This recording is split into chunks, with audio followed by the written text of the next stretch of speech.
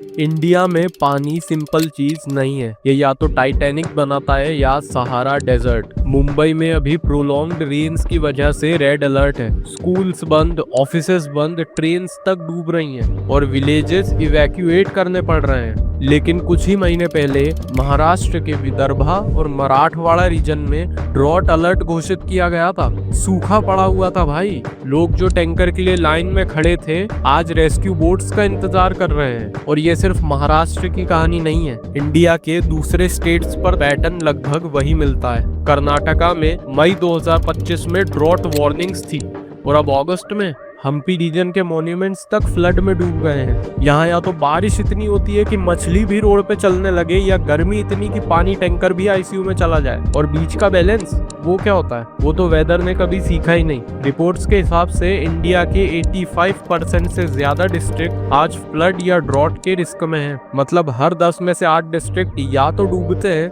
या सूखते हैं। 51 district very high flood risk category में, 91 district very high drought risk में। बाकी जो डिस्ट्रिक्ट बचे हैं वो भी कभी ना कभी मॉडरेट रिस्क में आ ही जाते हैं। अब तुम खुद सोच के देखो, इतना बड़ा देश, इतनी बड़ी पॉपुलेशन और मेजॉरिटी लोग पानी के एक्सट्रीम्स के बीच जी रहे हैं। और आयरनी ये है कि दोनों सिचुएशंस एक ही साल के अंदर, कभी कभी एक ही रीजन के अंदर दिख जाती है। मतलब इंडिया के लिए पानी का क्राइसिस अब दूर की बात नहीं, ये लिटरली हर इंडियन के घर की कहानी बन चुका है। पर सवाल यह है, ऐसा होता क्यों है? कैसे एक ही देश में एक तरफ बाढ़ है और दूसरी तरफ सूखा? कैसे एक ही स्टेट में कभी लोग टैंकर और कभी रेस्क्यू बोट दोनों का वेट कर रहे हैं? और सबसे बड़ा सवाल, इंडिया के लिए पानी एक ब्लेसिंग क्यों नहीं, एक कांस्टेंट चैलेंज क्यों बन गया है? बाढ़ और सुखाड़ ये एक स्थायी समस्या है।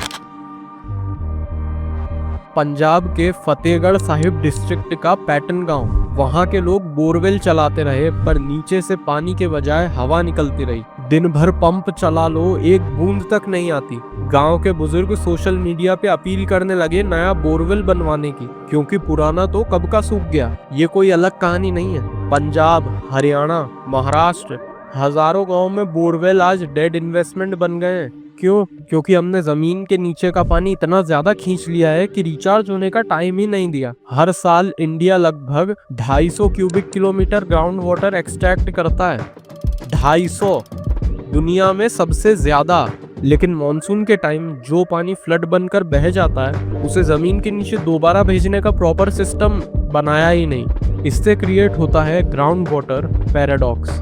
अब आप लोग मुझे बताओ, इंडिया का सबसे बड़ा स्टार्टअप क्या है? फ्लिपकार्ट, जोमैटो? अरे नहीं भाई, टैंकर इकोनॉमी। हैदराबाद में हाल ये है कि टैंकर बुक करने के लिए लोग ऐप यूज करते हैं। 2025 में 1.5 लाख से ज्यादा टैंकर बुकिंग्स एक महीने में हो गई थी।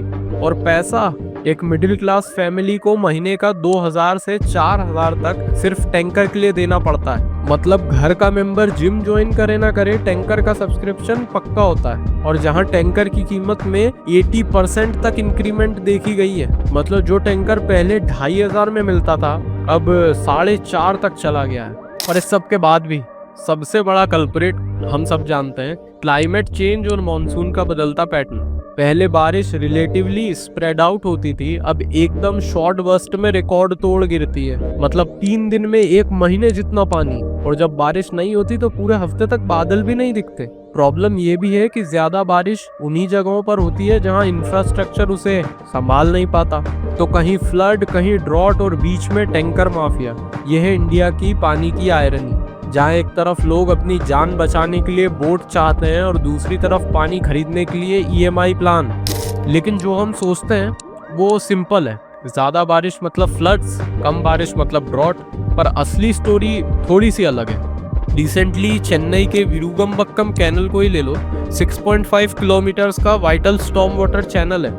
लेकिन अब स्लेट और गार्बेज से इतना चोक्ड है कि पानी निकलने का रास्ता ही नहीं मिलता।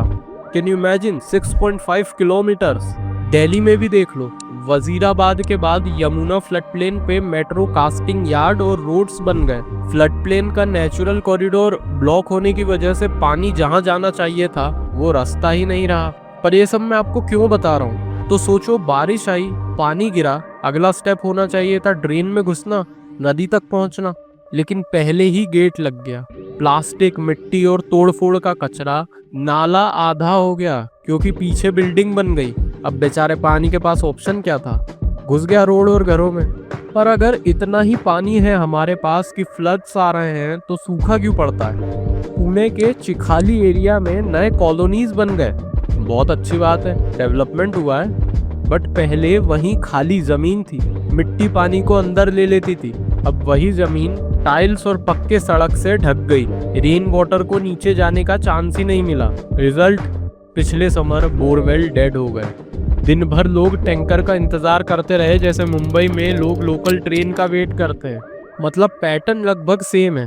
फ्लड हुए, ड्रॉट, दोनों में प्रॉब्लम एक ही थी, पानी को रास्ता नहीं मिला। और इसीलिए फ्लड और ड्रॉट दोनों ज्यादा नेचर के टेंट्रम्स नहीं होते, ये ज्यादातर हमारे डिसीजंस का रिजल्ट होते हैं। तो भाई सबका सॉल्यूशन क्या है? अब क्या हम डेवलपमेंट भी ना करें? तो सबसे पहले ये प्रॉब्लम सॉल्व हो ही नहीं सकती वाली सोच तोड़नी पड़ेगी। अलापुरा केरला, वहाँ हर घर में rain water harvesting tank mandatory किया गया। रिजल्ट, फ्लड कम हुए और समर में टैंकर की जरूरत घट गई। मतलब पानी ऊपर से गिरा तो डायरेक्टली स्टोरेज में गया, रोड पर रुककर डिजास्टर नहीं बनाया।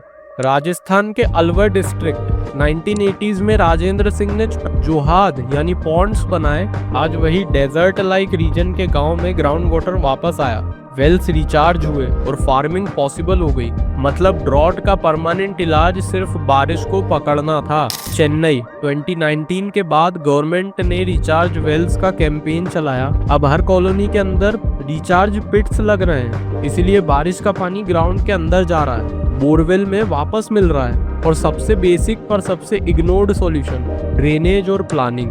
बेंगलोर, दिल्ली, मुंबई, इन सब सिटीज में फ्लडिंग की वजह से ड्रेन्स का इंक्रोचमेंट है। अगर सिर्फ उन्हें अनक्लॉग करके और नालों को वापस फ्री कर दिया जाए तो हाफ फ्लड्स तो ऐसे ही खत्म हो जाएंगे भगवान की दया से। मतलब सॉल्यूशन कोई रॉकेट साइंस नहीं है, पानी को बस दो चीज चाहिए, रास्ता और स्टोरेज। हमने अगर उससे दोनों छीन लिए तो ब्लेम बारिश को क्यों ही देते हैं? तुम बताओ, तुम क्या सोचते हो? कमेंट्स में अपना व्यू जरूर शेयर करो। और अगर वीडियो पसंद आई हो तो लाइक करो, दोस्तों के साथ शेयर करो और सब्सक्राइब करके बेल आइकन दबा दो, ताकि अगली बार जब हम ऐसी ही एक नॉट सो हिडन स्टोरी लेकर आए तो आपको तुरंत मिल जाए।